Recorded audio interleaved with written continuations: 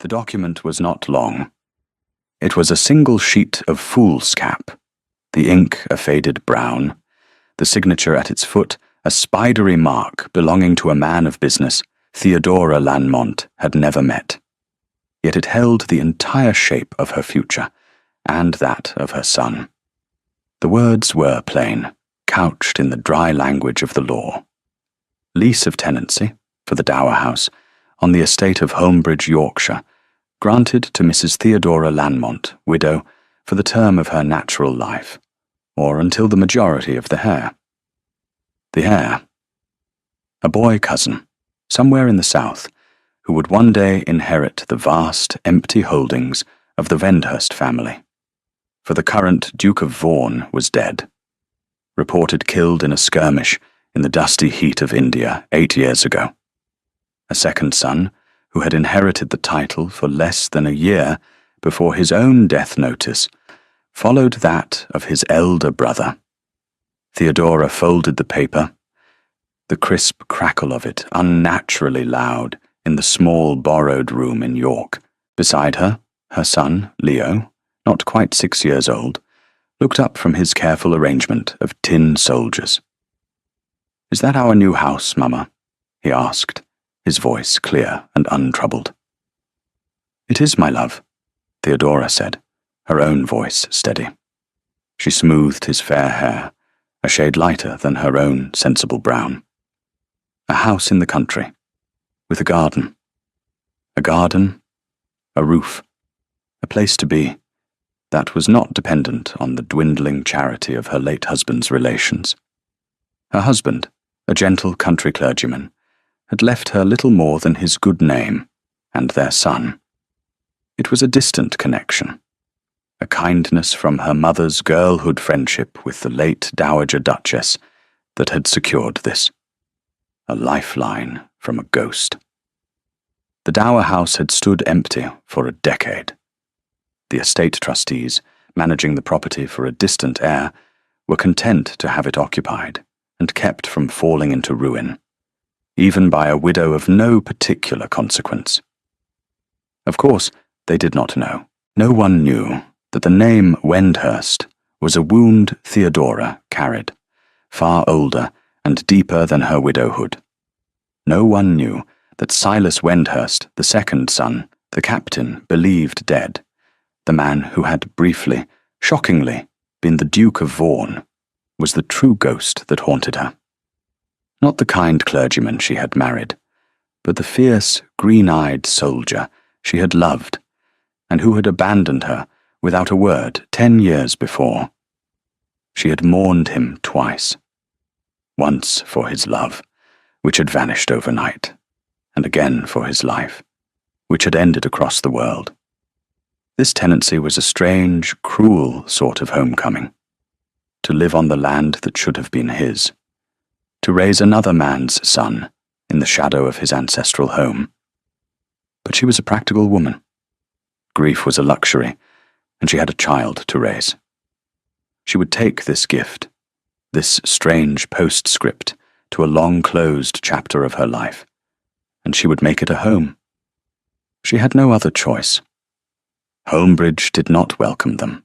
It stood indifferent, a great mass of grey stone, under a vast, pale Yorkshire sky.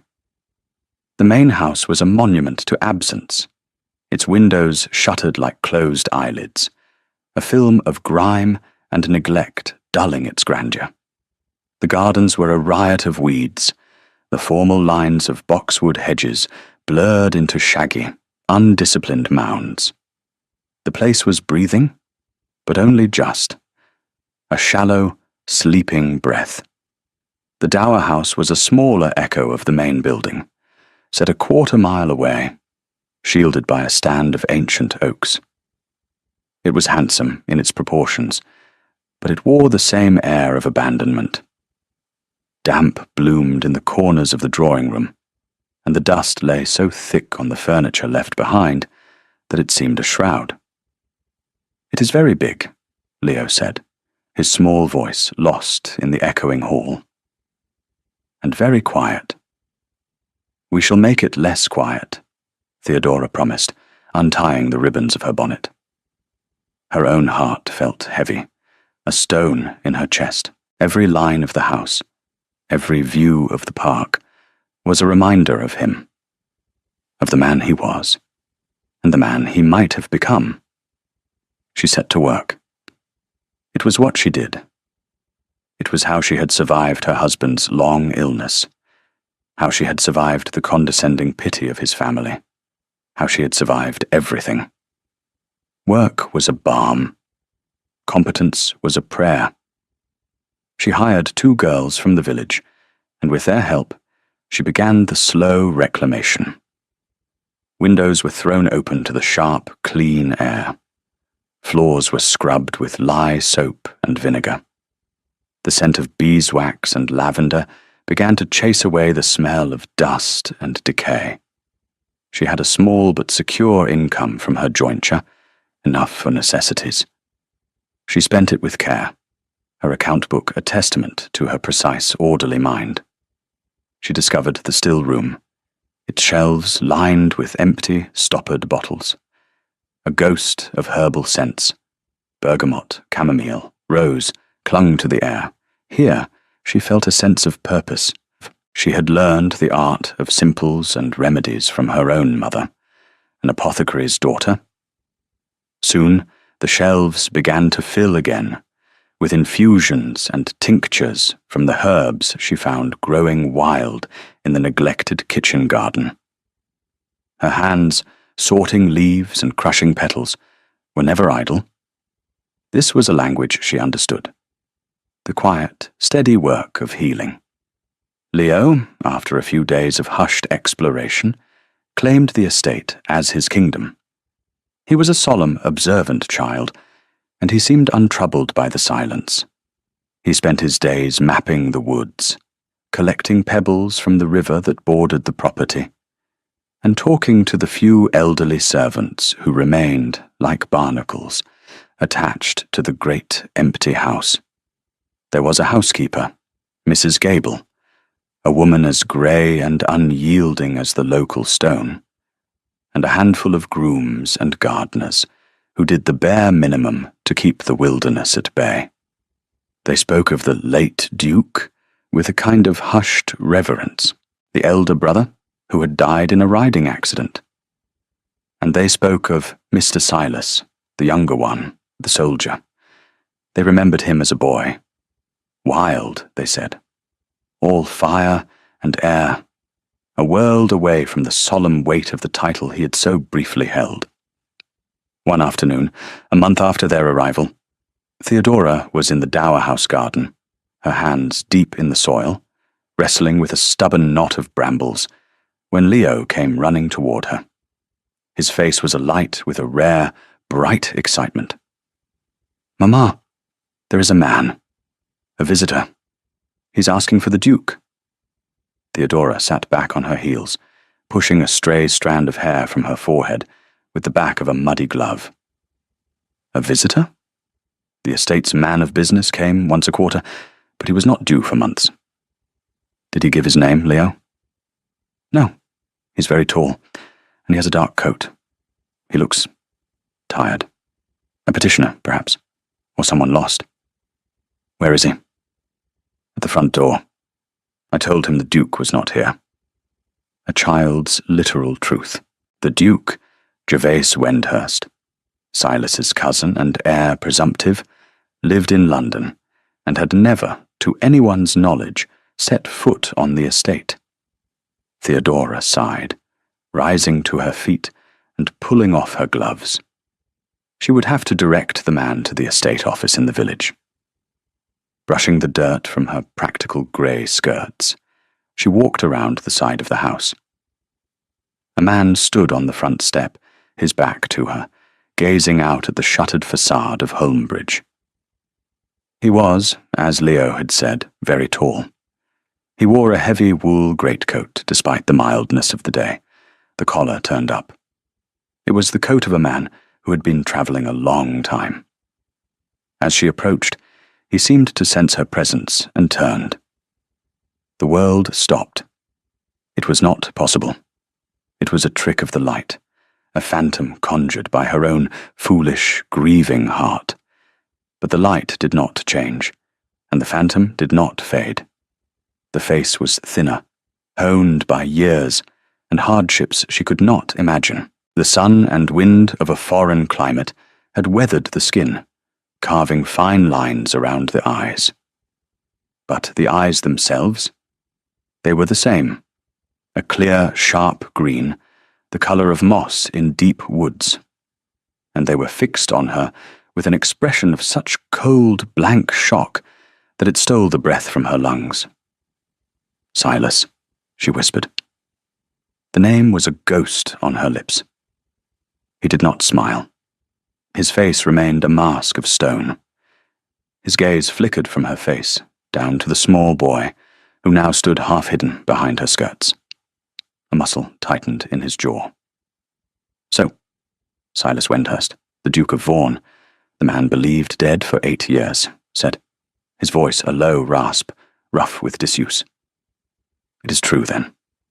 He looked at her, at the dower house, at the child.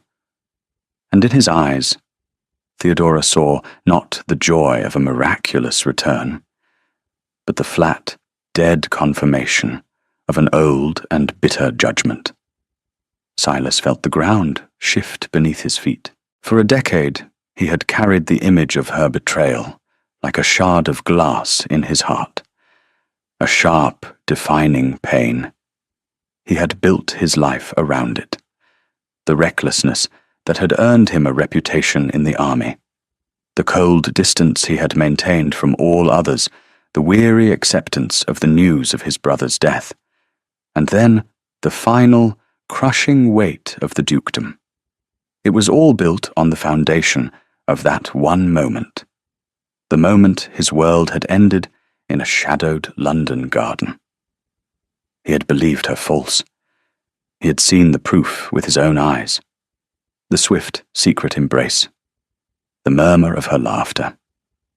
He had turned and walked away, and he had never looked back. He had taken the king's shilling and a posting to the farthest, most dangerous corner of the empire, seeking a clean death. Death, it turned out, was not so easily found. A skirmish, a head wound, a long fever in a field hospital where records were lost and names forgotten. He had spent 2 years as a man with no past, his memory a tattered ruin. Then, slowly, it had returned. The name, the rank, the wound of her betrayal. By the time he was well enough to be repatriated, the official report of his death had long since been filed. He had let it stand. What was there to come back to? The brother who was now Duke would have his own life. And she would have hers. It was a lawyer's letter, finding him by chance in Calcutta, that had dragged him back. News of his brother's fatal accident.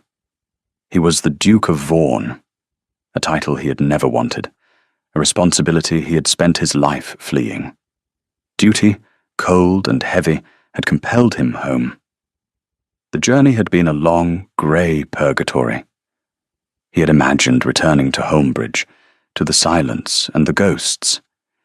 He had not, in all his darkest imaginings, pictured this. Her, Theodora, standing in the doorway of the dower house. Her face was the same, yet different. The youthful softness was gone, replaced by a quiet, steady gravity. She was still beautiful, but it was the stark, fined-down beauty of a landscape after a storm.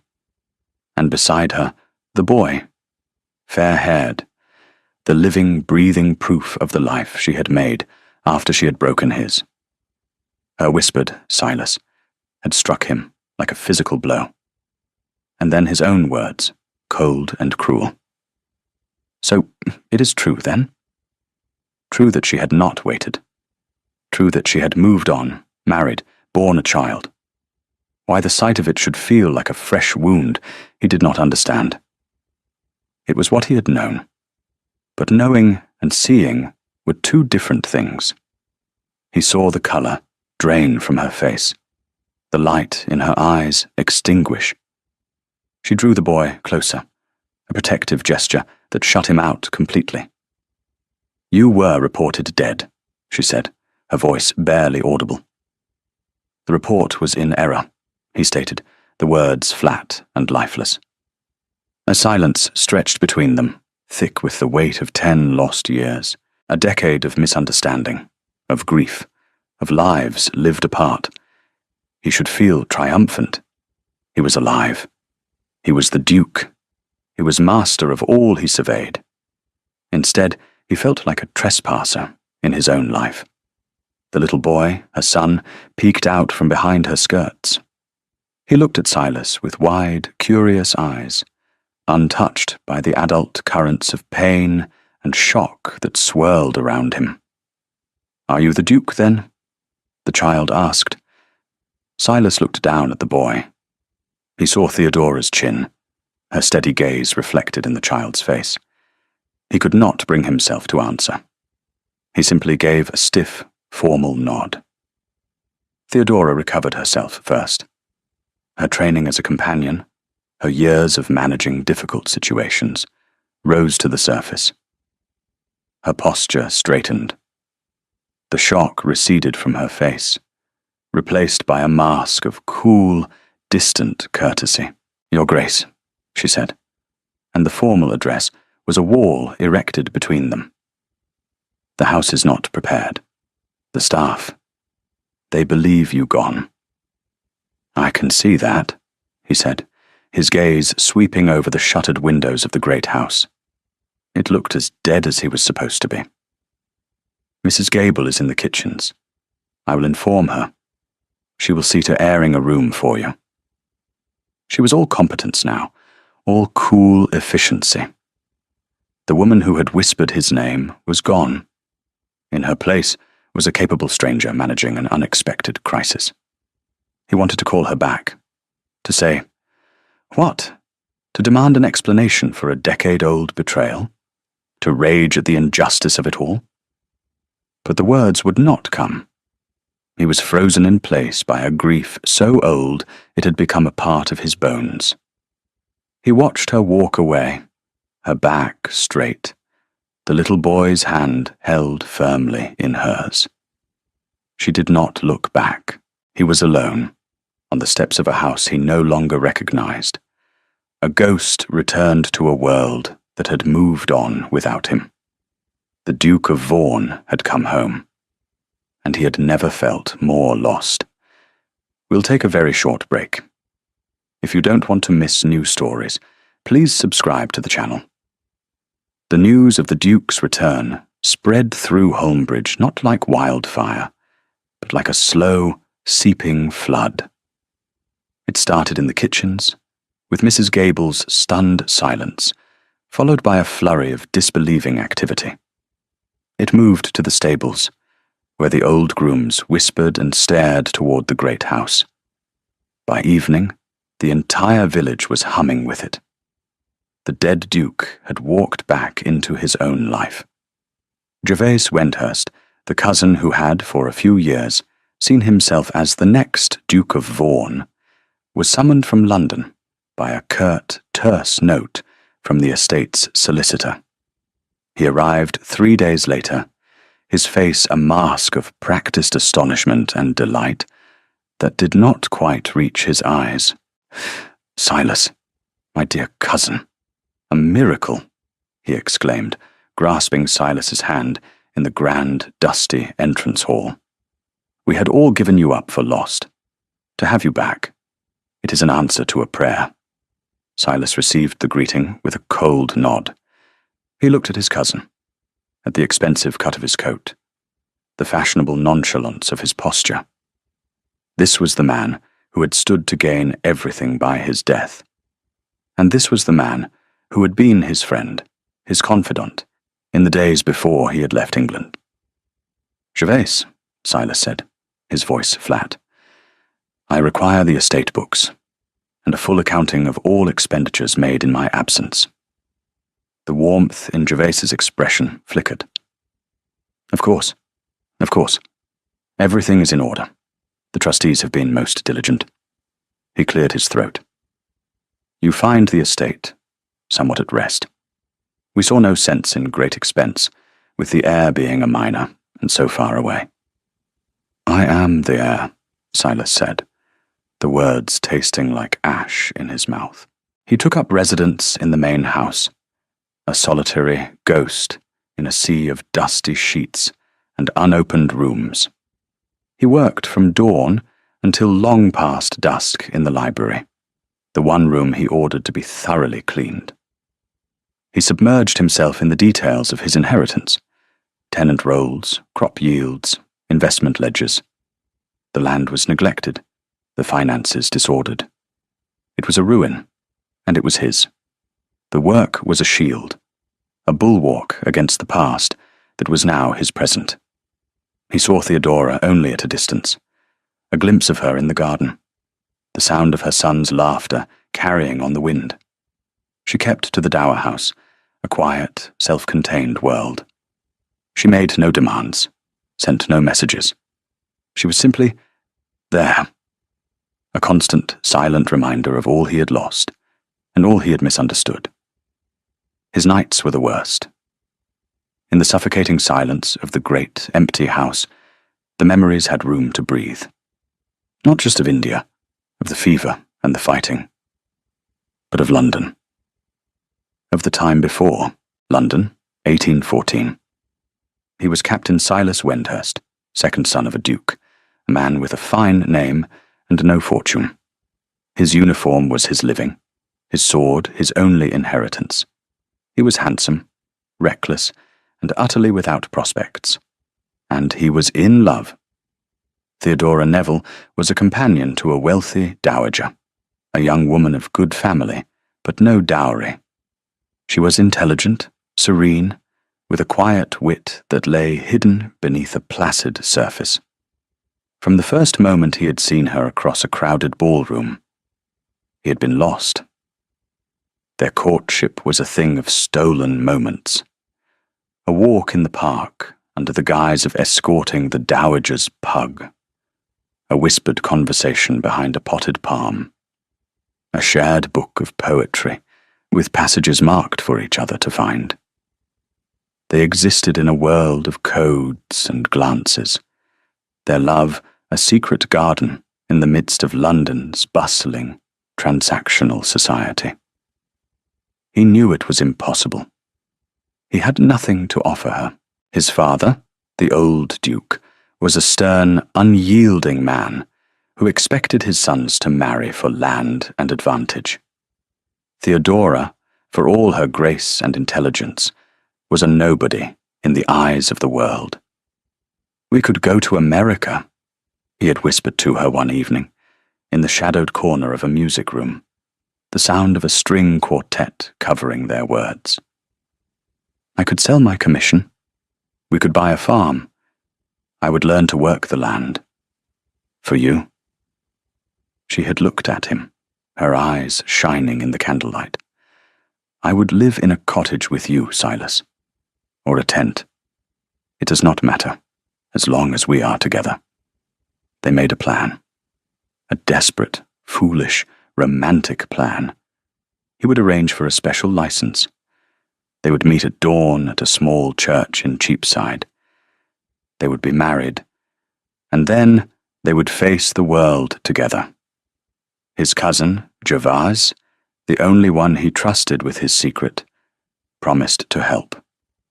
Gervase, who had always been his friend, his shadow.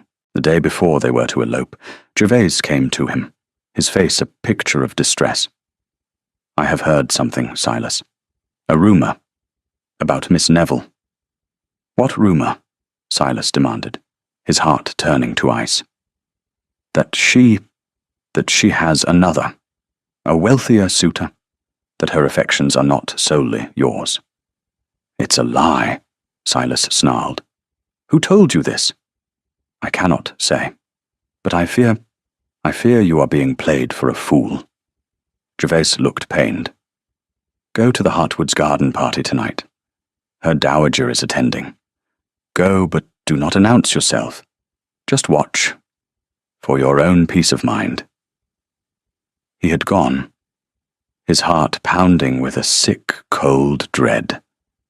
He had slipped into the gardens through a side gate, keeping to the shadows of the yew hedge. And he had seen her.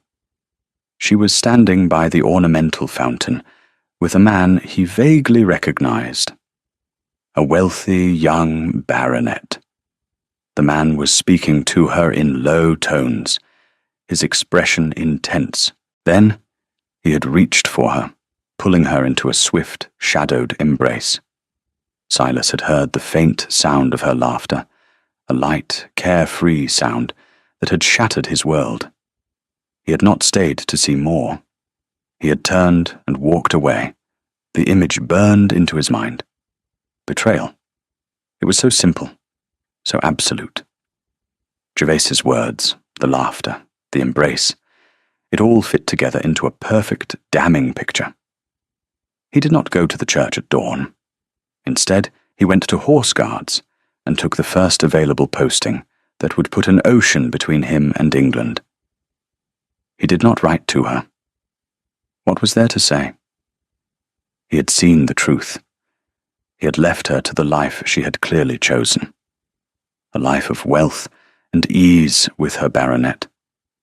He had never imagined she would end up a country clergyman's widow, living in a dower house on his own estate. The pieces did not fit. Holmbridge, present day. The past was a labyrinth, and Silas was lost in it. He drove himself, and the small staff he had begun to assemble, with a relentless energy.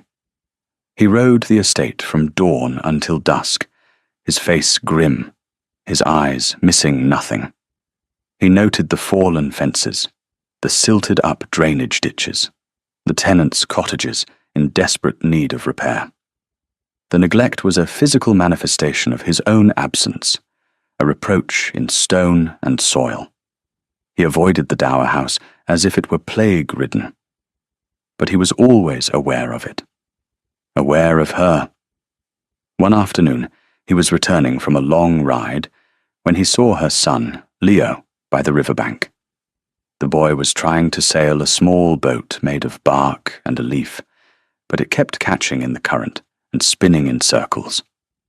He was frowning with intense concentration, his small brow furrowed. Silas reined in his horse, watching from the cover of the trees. He should ride on. The boy was nothing to him. He was a symbol of the life she had built without him. But he stayed, an unwilling observer. The boat finally capsized and was swept away. The boy's shoulders slumped. He did not cry, but a look of profound, weary disappointment settled on his small face. It was an expression too old for a child, and it was an expression Silas recognized. He had seen it in the mirror. On impulse, Silas dismounted. He walked toward the boy, his own movements stiff. Leo looked up, startled, his eyes wide. He did not seem afraid, only surprised. "The current is too strong here," Silas said, his voice rusty. He had not spoken to anyone all day. "You need a calmer stretch, or a better keel." He crouched down, ignoring the protest of a knee that had never fully healed from a long-ago wound. He picked up a flat stone. "You need weight," he explained, his fingers surprisingly clumsy as he demonstrated how a stone could be wedged into a piece of bark. "To keep it steady." Leo watched, his expression solemn. "My father made me a boat once. It had a real cloth sail." The words were a simple statement of fact, but they landed like a punch. My father, the clergyman, the man who had taken his place. "Did he?" Silas said, his voice devoid of expression. He stood up abruptly. "You should not be so close to the water alone."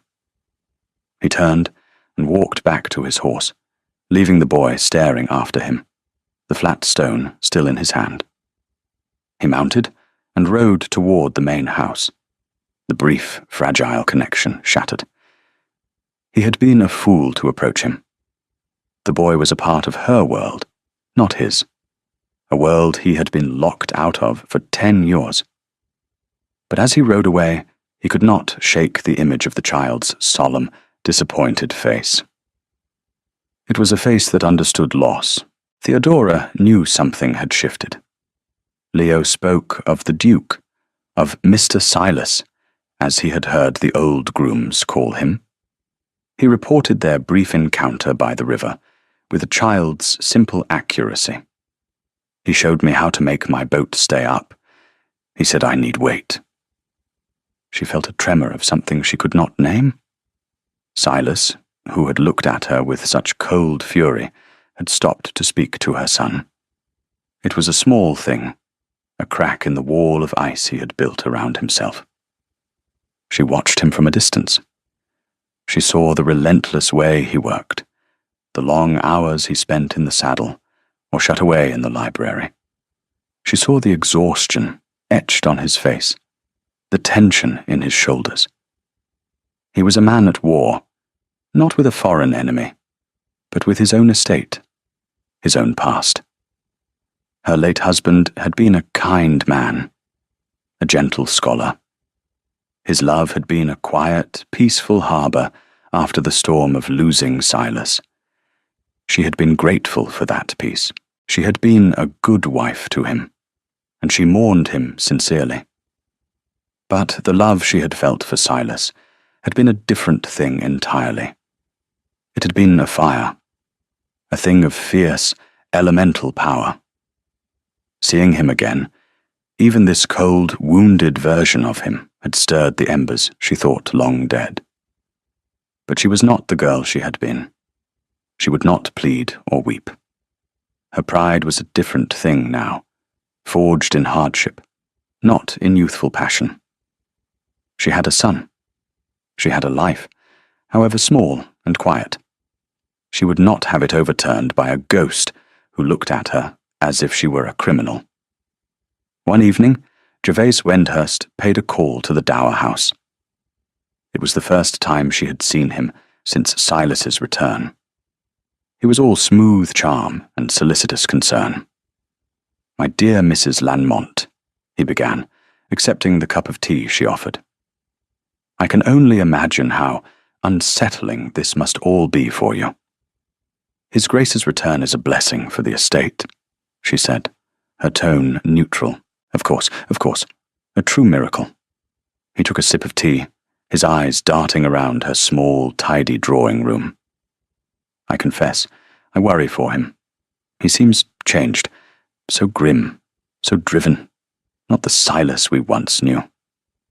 10 years is a long time, Theodora observed, especially the years he has lived. "Indeed." Gervase leaned forward, his voice dropping to a confidential murmur. "And to return and find circumstances altered, to find you here. It must be a shock." He let the words hang in the air. Theodora met his gaze directly. "My circumstances are a matter of public record, Mr. Wendhurst. I am a widow, raising my son. His Grace the Duke has been kind enough to honour the lease granted by his trustees." Gervase gave a thin smile. He was always a man of honour, if a bit impulsive, prone to jumping to conclusions. He sighed, a theatrical sound. "I remember how devastated he was when you chose to end your understanding. He never truly recovered. It was what drove him to take that dreadful posting." Theodora's hand, holding her teacup, was perfectly steady. "There was no understanding to end, Mr. Wendhurst. Captain Wendhurst made his own choices. He left London without a word of explanation." "Did he?" Gervase looked surprised. "How strange. He was under the impression... Well, it is all in the past, is it not? A sad business. I am only glad you have found some peace here." He finished his tea and took his leave, leaving a trail of silken insinuation behind him. Theodora stood by the window, watching him walk back toward the main house. He was under the impression— what impression? That she had been the one to break it off. But that was impossible. Silas had simply vanished. A cold seed of doubt began to sprout in her mind. Gervaise's words, meant to sound sympathetic, had felt wrong, calculated. He had been painting a picture, a version of the past, where she was the faithless one, and Silas the wounded victim. It was the same judgment she had seen in Silas's own eyes. She went to her small writing desk and unlocked a drawer. Inside was a small, lacquered box. She opened it. There were only a few things inside: her late husband's wedding ring, a lock of Leo's baby hair, and a small folded piece of paper. It was a note, written in a bold, masculine hand. "My dearest Theodora, at dawn. All is arranged. Forever yours, Silas." It was the last thing she had ever received from him. She had gone to the church at dawn, her heart singing. She had waited for 2 hours, a small, hopeful figure in the grey morning light. He had never come. She had believed his courage had failed him, that his sense of duty to his family had won out over his love for her. Then, weeks later, she heard he had taken a commission in India. It was a brutal public severing. Now, Gervaise was suggesting that Silas believed she had been the one to end it. It made no sense, unless someone had wanted it to make no sense. She thought back to that last day in London, the Hartwoods' garden party. She had been there with her employer. She remembered speaking to the young baronet, a cousin of the Hartwoods whom she barely knew. He had been ridiculously effusive, full of florid compliments. He had cornered her by the fountain, and she had been trying to politely extricate herself. Had he touched her arm? Perhaps. She could not recall an embrace. She remembered laughing, not with him, but at some absurdly over-the-top pronouncement he had made. Could that have been what Silas saw? A meaningless, trivial moment, twisted into something else? And who would have twisted it? Who knew their plans? Who had been there, advising him, sympathizing with him? Gervaise. The seed of doubt began to grow, sending out cold, searching roots. Gervais, who had been his closest friend. Gervais, who stood to inherit if Silas, the second son, was out of the way. But Silas hadn't been the heir then. His brother was alive and well. It didn't add up, unless the goal was simpler. Not to gain a fortune, but simply to separate them, to remove the unsuitable companion from the life of a duke's son. Theodora closed the box. She felt a quiet, cold anger begin to burn within her. For 10 years, she had carried the pain of his abandonment. For 8 of those years, she had carried the grief of his death.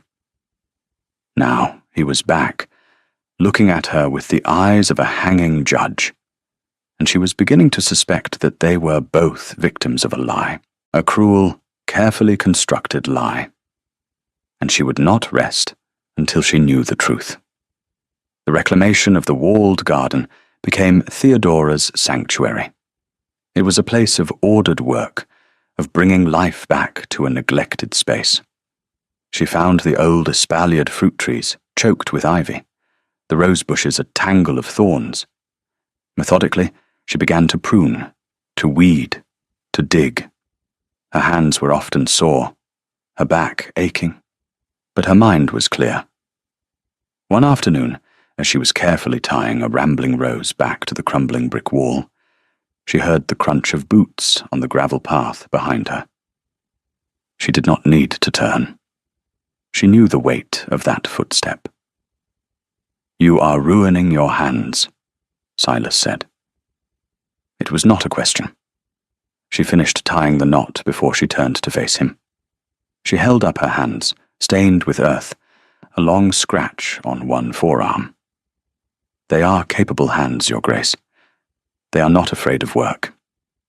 He stood a few feet away, his tall frame blocking the afternoon sun. He looked as though he had not slept in days. His green eyes were shadowed, his face taut with a strain that never seemed to leave him. "Why are you here?" he asked, the question abrupt. "At Holmbridge. I needed a home for my son. Your family's trustees were kind." "Kind," he repeated, the word flat. "And your husband's family? Were they not kind?" The question was a deliberate cruelty, a testing of a wound. The old Theodora would have flinched. The woman she was now simply met his gaze. "My husband was a good man, Your Grace. His family did what they felt was their duty. Their resources were limited. I prefer to be independent." "Independent," he said again, as if tasting a foreign word. His gaze was fixed on her face, searching, probing. "You seem to have made a habit of it." The anger she had been nursing for days, cool and controlled, finally found its voice. "And you, Your Grace? What habits have you made? Leaving without a word, perhaps? Judging from a distance? Allowing others to tell you what to believe?" The shot landed. A flicker of something, shock, anger, crossed his face. "I saw what I saw." "Did you?" She stepped closer, her voice low and intense. "Tell me then. Tell me what you saw that was worth 10 years of silence." He was the one who flinched, taking a half-step back. The Duke of Vaughan, the master of Holmbridge, retreating from a widow in a dusty gardening apron. "It is in the past," he said, his voice tight.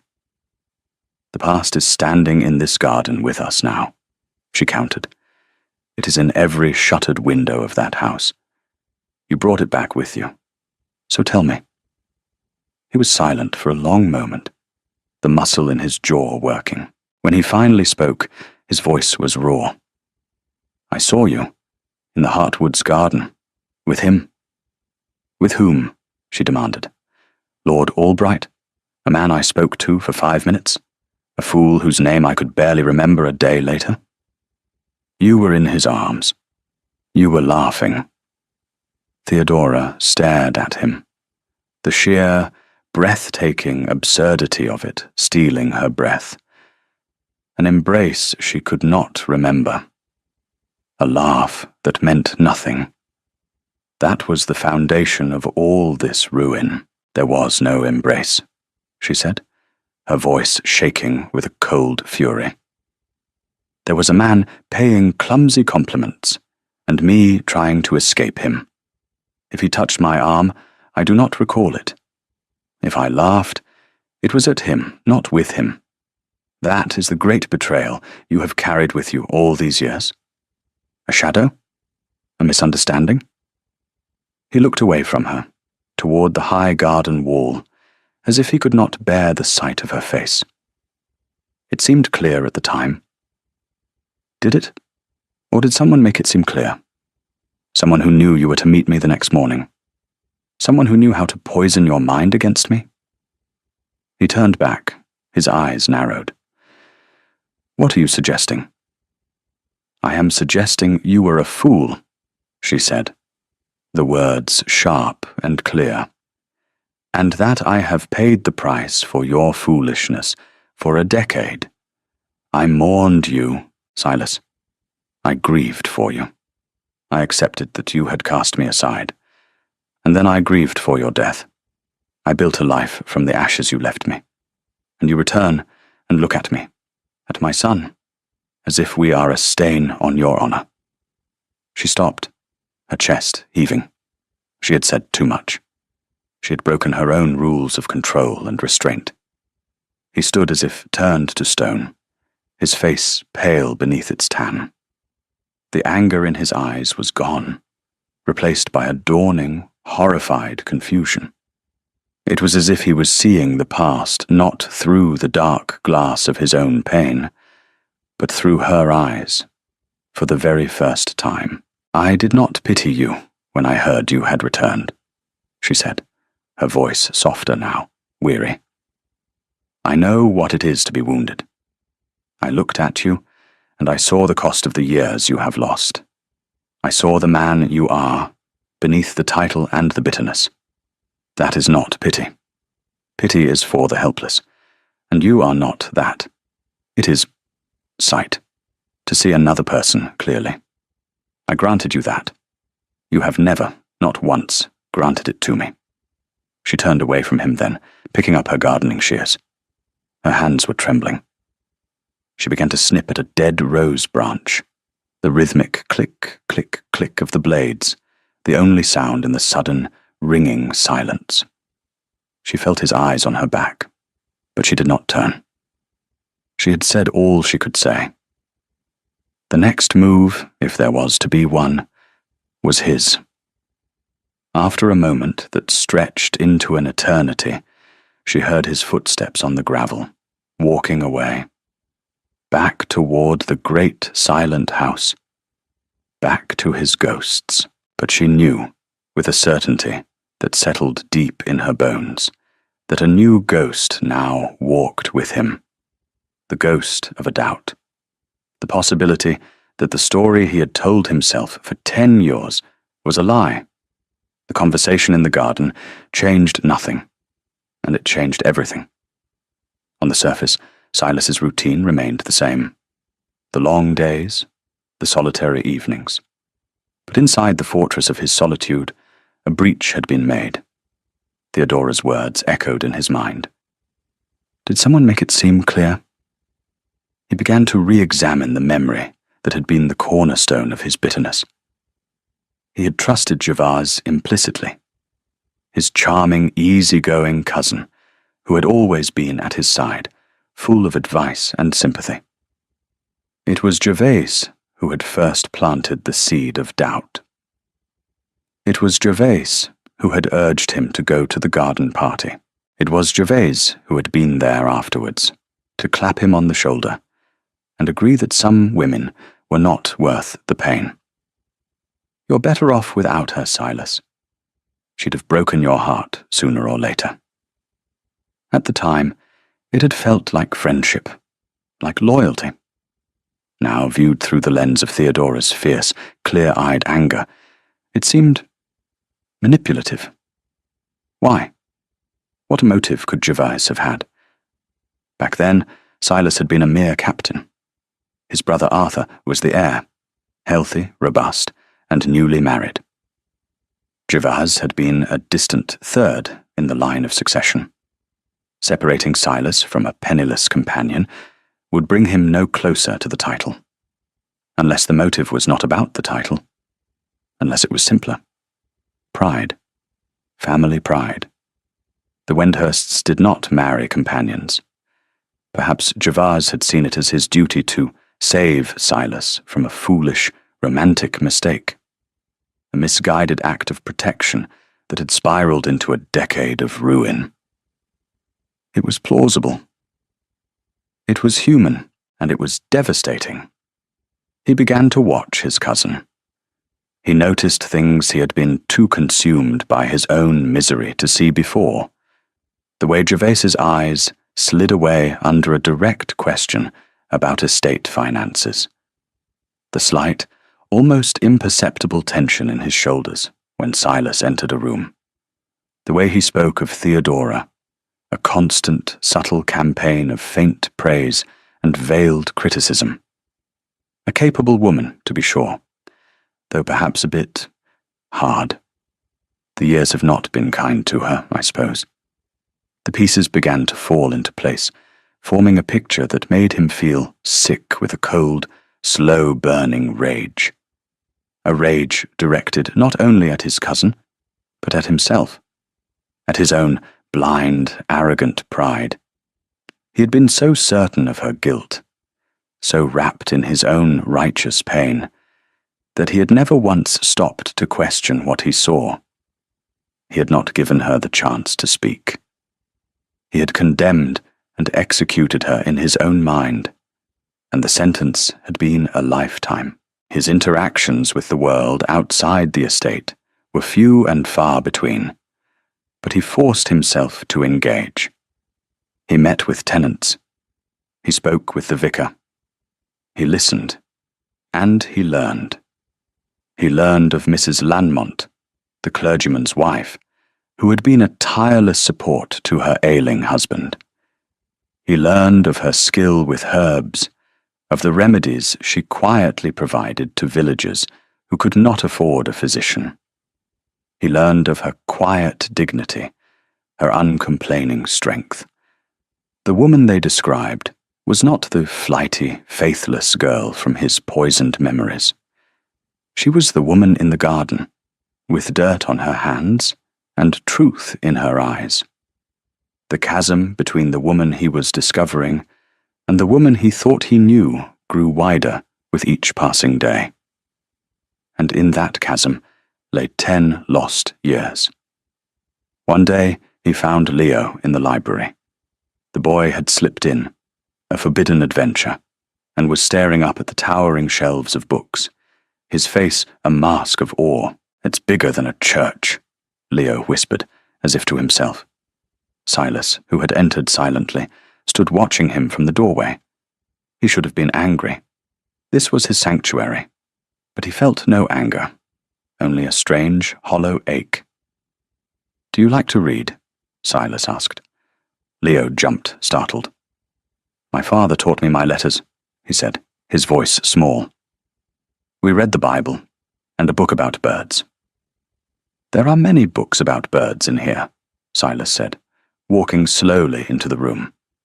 He pulled a heavy, leather-bound volume from a lower shelf. It was filled with magnificent hand-colored plates. He opened it on the large library table. "This one is from America." Leo crept closer, his eyes wide. He reached out a small, hesitant finger and gently touched the vibrant image of a blue jay. "He's very bright." "Yes." They stood in silence for a time, turning the pages together. Silas found himself pointing out the different birds, telling Leo their names. Stories he had read long ago. The boy was a rapt audience. He asked questions, simple, direct questions. Why is his beak so sharp? Does he fly very far? It was the longest conversation Silas had held in weeks. It was easy. There were no shadows between them, no history of pain. Just a man and a boy and a book of birds. When it was time for Leo to go, he looked up at Silas, his expression serious. "My mother says you are sad because you lost a great deal of time." Silas froze, his hand resting on the book. "Did she?" "Yes." She said it is like losing a chapter from the middle of a book. You can read the end, but you will never know exactly what you missed. The simple, borrowed metaphor struck Silas with the force of a physical blow.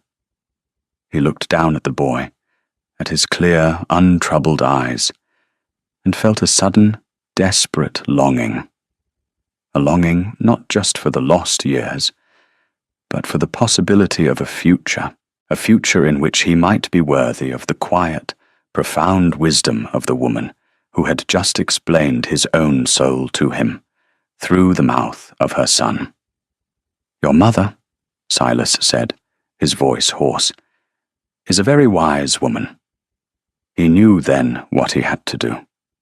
He could not get the years back. He could not unbreak what was broken. But he could uncover the truth, not for revenge, not even for justice, but for her, so that she would know that he finally saw her.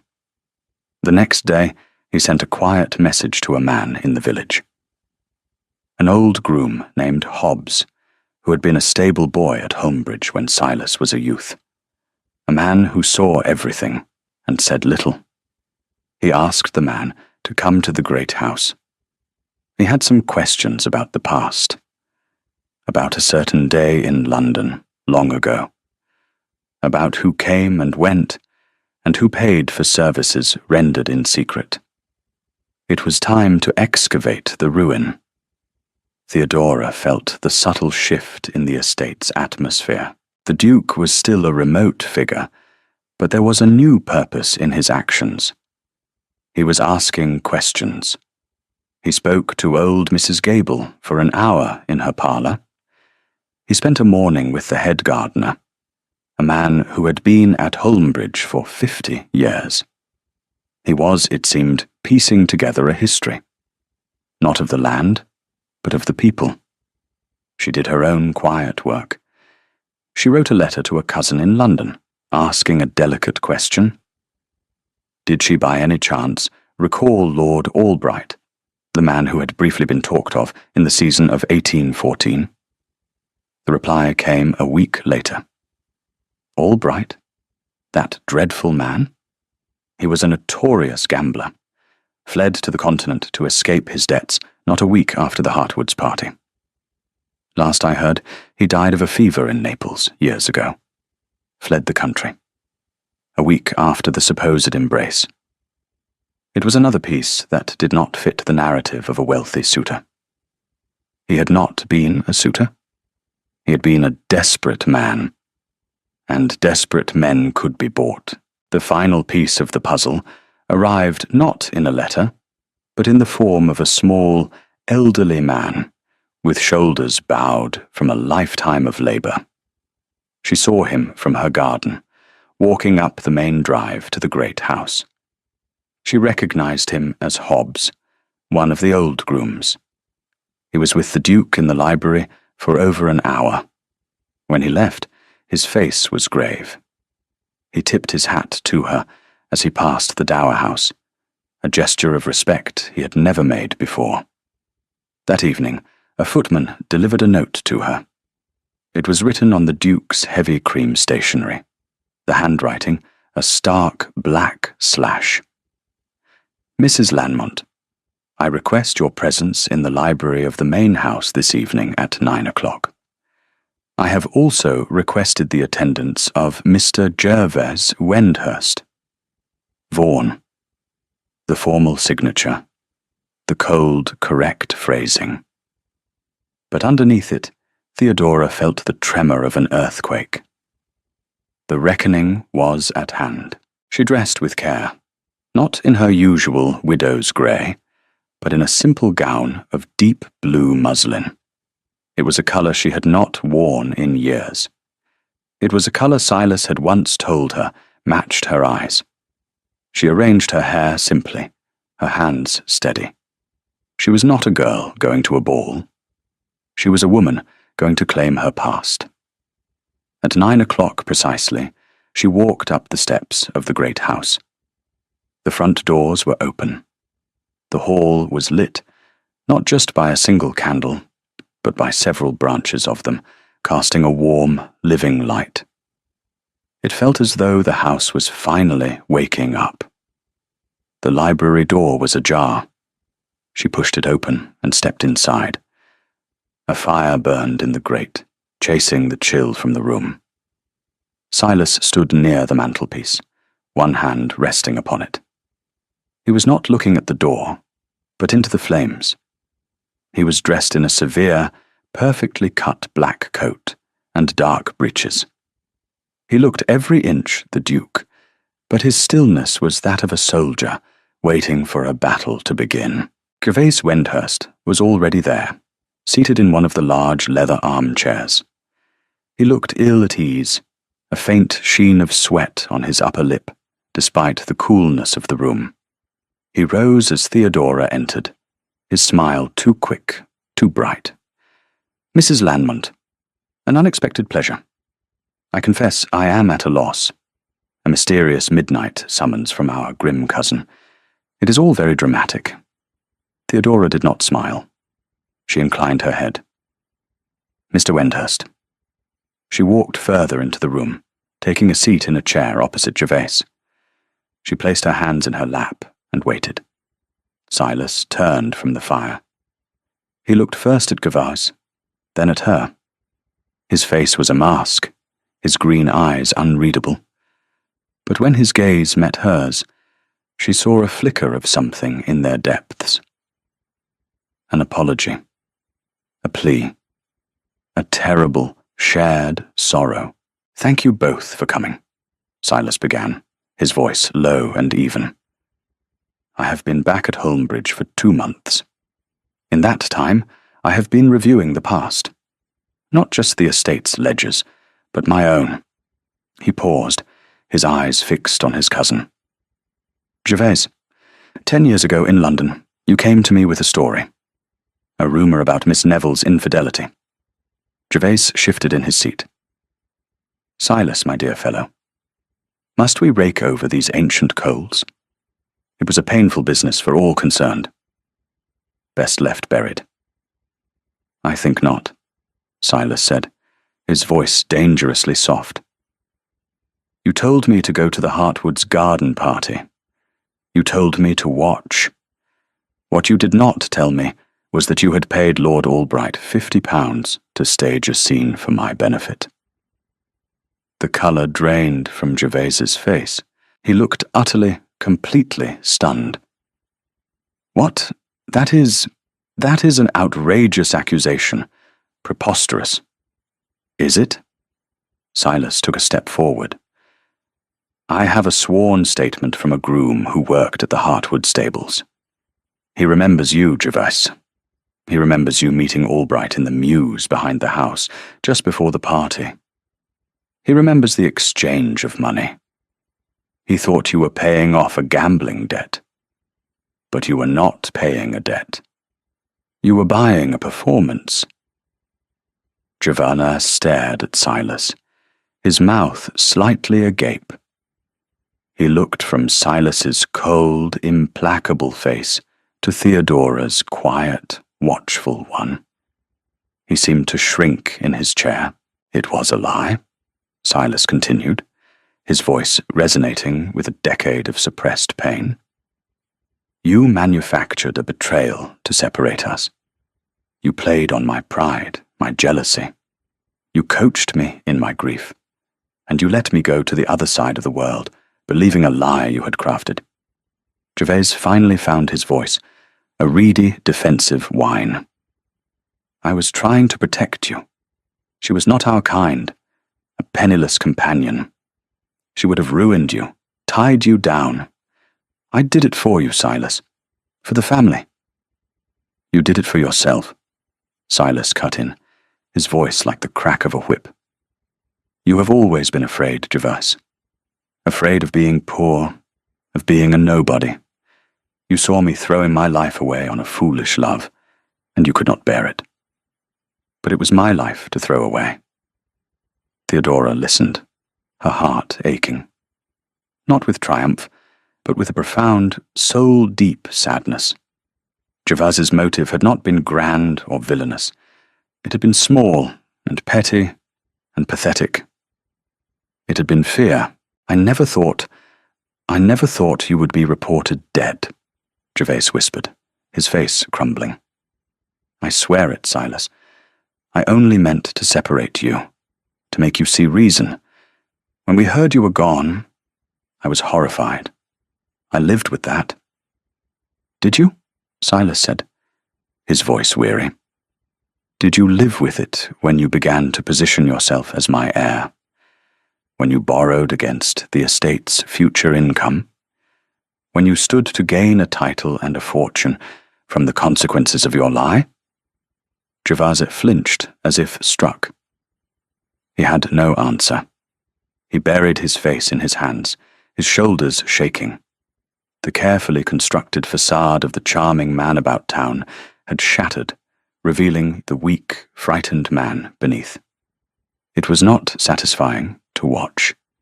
It was merely sad. Silas looked at his broken cousin for a long moment. Then he turned to Theodora. The room was silent, save for the crackle of the fire and Gervase's muffled sobs. The truth was out, a shabby, pathetic truth that had cost them 10 years of their lives. Silas walked toward her. He did not stop until he was standing before her chair. He did not reach for her. He simply stood, his hands hanging at his sides, his face stripped of all its masks. The anger was gone. The coldness was gone. All that was left was a vast, hollow landscape of regret. "Theodora," he said. Her name. Just her name. It was a question, an apology, a confession. It held everything he could not say. She looked up at him, at this man she had loved, mourned, and hated. This stranger who was more familiar to her than anyone on earth. She saw the boy he had been, and the wounded man he had become. She saw the fool who had thrown her away, and the duke who had painstakingly uncovered the truth to lay it at her feet. I know, she said softly. It was all the absolution he was going to get. It was all he deserved. He did not ask for forgiveness. The crime was too large, the cost too high for such a simple transaction. In the days that followed the confrontation in the library, a quiet, profound shift occurred at Holmbridge. Gervase was gone by morning. There was no public scandal, no legal retribution. Silas's justice was as silent and absolute as his grief. His cousin was exiled, sent to the continent with a small, unforgiving allowance, stripped of his expectations and his place in the family. He simply ceased to be. The life of the estate began to stir. Silas hired more staff, brought in architects to see to the house, and land agents to advise on the farms. The sounds of hammers and saws replaced the oppressive silence. Holmbridge was slowly, painstakingly being brought back to life. But between the main house and the dower house, a different kind of silence fell. A silence of uncertainty. The truth was out, but what was to be done with it? The past had been a wall between them. Now it was a chasm. Silas came to her a week later. He did not send a note. He appeared at her door in the late afternoon, as the sun was casting long shadows across the lawn. He looked tired, but the taut, angry lines around his eyes had softened. "Walk with me," he said. It was not a request, but a quiet plea. She took a light shawl and went with him. They did not walk toward the reviving splendor of the main house, but took a small, overgrown path that led down to the river. They walked for a long time without speaking, the only sound the murmur of the water and the call of a distant bird. "I have thought of 100 things to say to you," he began at last, his eyes on the far bank. "Apologies, explanations, excuses. None of them are adequate." "No," she agreed softly. "I was a boy," he said, "arrogant and proud, and so certain I was right. I built a fortress out of my own pain, and I locked myself inside it for 10 years. I never once thought to question the foundations." He finally turned to look at her. "I cannot give you back those years, Theodora. For you, for me, for your husband, for your son. They are gone." "I know," she said. "He was a good man? Your husband?" "He was a very kind man," she answered honestly. "He gave me a home when I had none. He gave me Leo. I was a good wife to him." Silas nodded, accepting it. There was no jealousy in his face, only a quiet sorrow. "Leo is a fine boy. He has your steadiness." They were silent again. The chasm between them was filled with ghosts. The boy Silas had been, the girl she had been, the kind clergyman, the 10 years of silence. "I have instructed my solicitor," Silas said, his voice formal, businesslike, "to make a settlement on you and Leo, a generous one. You will be independent. You can live wherever you choose. London, Bath, or here if you wish. The dower house is yours for as long as you want it." He was offering her everything. Everything except himself. He was giving her a cage of her own, gilded with his guilt. Theodora stopped walking. She turned to face him fully, the evening breeze catching at her shawl. "I am not looking for a transaction, Silas." For the first time since that terrible day in London, she used his given name. It felt both strange and utterly natural on her tongue. He looked at her, his expression confused. "I don't understand." "You are offering me a pension, reparations for a decade of foolish pride. I do not want it." "Then what do you want?" he asked, his voice raw with a pain he could no longer hide. "What can I possibly give you?" She saw him then, truly saw him, not as the Duke of Vaughan, master of Homebridge, but as Silas Wendhurst, a man hollowed out by his own mistakes, a man who believed himself so broken he was beyond repair, a man who thought the only thing he had left to offer was money. And in that moment her choice was made. It was not a grand, romantic gesture. It was a quiet, steady decision, born of sight, not pity. "I am here," she said, her voice clear and strong in the quiet evening air. "The world believes you were dead. In a way, you were. The world believed I was a contented widow. In a way, I was. We are both ghosts, you and I. Perhaps it is time we learned to live again." He stared at her, his green eyes wide with a dawning, incredulous hope. "Theodora." "I will not be your pensioner, Silas," she said firmly. "Living on the estate is a monument to your guilt. That is not a life. If you would have me, I will stay, but as your wife, as your duchess." She took a breath, the words a leap of faith into the vast, unknown chasm between them. "The choice was never yours to make alone. Not then, and not now. This is my choice, and I am making it." He did not move. He simply looked at her, the setting sun catching the unshed tears in his eyes.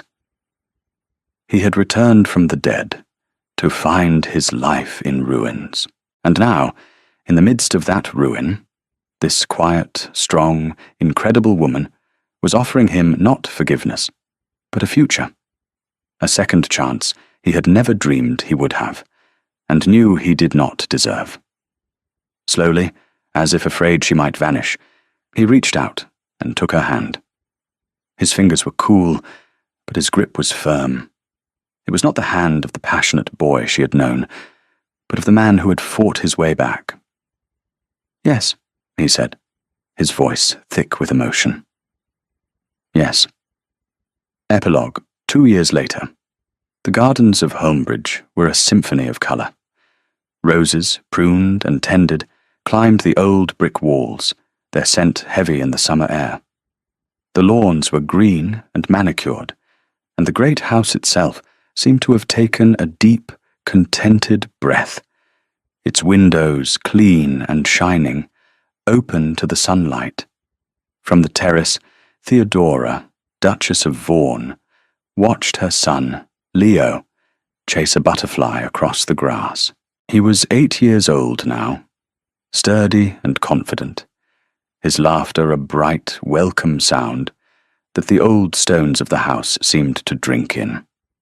The library door opened, and Silas came out to join her. He moved with an easy grace that had been absent when he first returned. The perpetual tension in his shoulders eased. The years in India had left their mark, a slight limp that was more pronounced in damp weather, a network of fine lines around his eyes, but his face was no longer a mask of grief. It was the face of a man at peace in his own home. He came to stand beside her, his arm resting lightly around her waist. They stood in comfortable silence, watching their son. "He will need a pony soon," Silas remarked. "He will terrorize the stables," Theodora replied, a smile in her voice. "Hobbs can manage him." Their life was a quiet one. They had not returned to the whirl of London society. Their world was here, at Holmbridge. They had built a new life, not on the ashes of the old one, but alongside it. The ghosts were still there. They always would be. Later that evening, Theodora found Silas in the gallery. standing before a portrait of his elder brother, Arthur. It was something he did often, a quiet communion with the man whose death had so altered the course of his life. The weight of the title, the one he had never wanted, was a burden he still carried. It was part of the story that could not be rewritten. She came to stand beside him, her hand finding his. He did not startle. He simply laced his fingers through hers, his thumb stroking the back of her hand. "I often wonder," he said quietly, his gaze on his brother's painted face, "what he would think of all this." "He would be glad the house is full of life again," Theodora said. "He would be happy for you." Silas was silent for a moment. Then he turned from the portrait to look at her. In the dim light of the gallery, his eyes were full of a deep, unwavering love. It was not the fire of their youth, but something stronger, more enduring, a love that had been tested by time and sorrow and had survived. It was a love that did not seek to erase the scars, but to accommodate them. He raised her hand to his lips. 10 lost years, he murmured against her skin, and a lifetime to make up for them. It was not a perfect story. There was a chapter missing from the middle of the book, just as Leo had said. A chapter of pain and misunderstanding that could never be reclaimed. But they had the rest of the book, and together they would write the ending. The great house was quiet around them, breathing in the cool night air. The past was settled. The future was waiting. Thank you for listening to the story all the way to the end. Please tell us which city you're watching from and what the story made you feel. Don't forget to subscribe so you won't miss new stories.